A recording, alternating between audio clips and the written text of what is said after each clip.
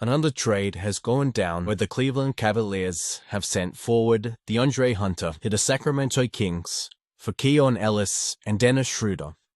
And the Bulls have gotten involved where they get Dario Saric and 2 second-round picks for Emmanuel Miller. So let's talk about it. Trading away DeAndre Hunter is tough. Last season, he seemed like a seamless fit, but he's not had a good start to the season at all.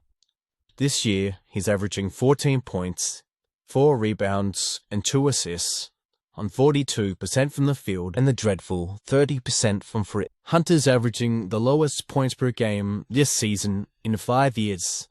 He's also playing the fewest minutes in his career, shooting the worst field goal percentage since his rookie year and having his worst three-point shooting year of his career. By trading Hunter and his $23 million contract, the Cavs save around $45 to $50 million in luxury tax penalties.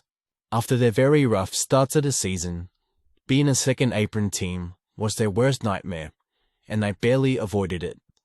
They haven't completely avoided the second apron, but it gives them big-time luxury tax savings.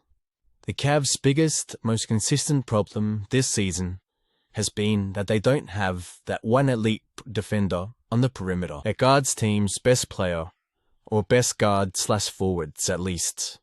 Last year, they had Isaac Okoro, but after they traded him away, they didn't get an elite defender to replace him. Lonzo's injury history has significantly hindered his perimeter defense and his ability to slide his feet as well as he used to. He's also been completely unplayable with his 30% field goal percentage and his 27% three-point percentage. But in this trade, they get Keon Ellis, who's an elite perimeter defender. Despite his 6'3" frame, he has a 6'8" wingspan that he uses to contest shots without fouling. He plays passing lanes aggressively, and he recovers well whenever he gets beat. He also uses his lateral speed well. He can stay in front of fast guards and can easily slip over screens. He's also elite when it comes to ball pressure, and he picks up ball handlers for 94 feet. After losing Ty Jerome in the offseason, they've had a tough time replacing him. Sam Merrill has had a great season where he's averaging a career-high 13 points on 46% from free, but he doesn't quite have the same shot creation from anywhere on the court like Jerome had. They tried replacing him with Lonzo Ball, but it hasn't worked out, so hopefully Dennis Schroder can rejuvenate his game with the pressure of Cleveland having a lot of guards. Cleveland have a ton of depth at the guard position, with Darius Garland and Donovan Mitchell being the starters, with Keon Ellis, Dennis Schroder, Sam Merrill, Craig Porter Jr., Tyrese Proctor, and Lonzo Ball all on the roster. They're extremely small, and rebounding has been an issue for them, but they have size at the forward position that can rebound, like Jarrett Allen, Evan Mobley, Naquan Tomlin, Dean Wade, Jalen Tyson, and even Craig Porter Jr. can rebound, even at his 6'2" frame.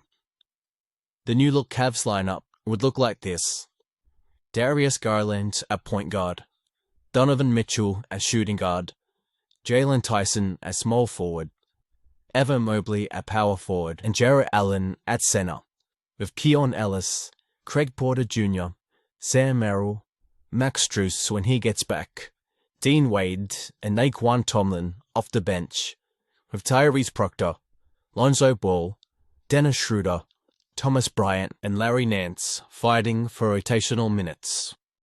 I really don't know what the Kings get in this trade. It's not like they got much younger. They got rid of a 32-year-old Schroder, but also a 26-year-old Keon Ellis. They also got back a 28-year-old DeAndre Hunter, who's not a young guy anymore. It's not like they got any cheaper either. Hunter is making $23 million this season and $24 million next season, compared to Ellis and Schroeder's combined $16 million. It's not like they got any picks either. They have to give up a second rounder, which doesn't sound like a lot, but they hit on their last second round pick in Maxine Reynard. and all they got was DeAndre Hunter, who's been extremely inconsistent this year, shooting 42% from the field and 30% from free, and averaging 14 points, while not being the defender he once was.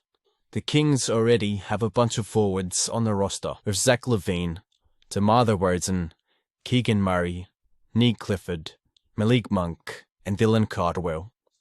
So adding another forward to the mix is something I don't understand. Once again, the Kings are sure-handed at the point guard position after trading away 2 point guards. They'll be heavily reliant on Malik Monk, once again, being the backup point guard. They did get rid of Dario Saric, which they'll take, but they had to get rid of draft capital to do so. Even after this trade, the Kings still have a bunch of defensive issues. They really somehow got worse defensively after trading away Keon Ellis, who's one of the better defenders, and Dennis Schroder, who's solid defensively. The Kings need a Herb Jones, Lou Dort, or Alex Caruso type of defender.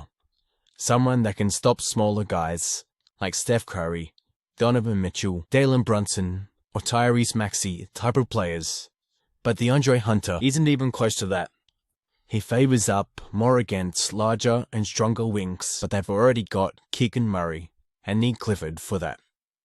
The new look Kings lineup would look like this: Russ at point guard, Zach LaVine as shooting guard, DeMar DeRozan as small forward, Keegan Murray at power forward, and Domantas Sabonis at center, with Malik Monk as the backup point guard, Nick Clifford the backup shooting guard, DeAndre Hunter as the backup small forward, Dylan Cardwell as the backup power forward, and Maxine Reynard as the backup center.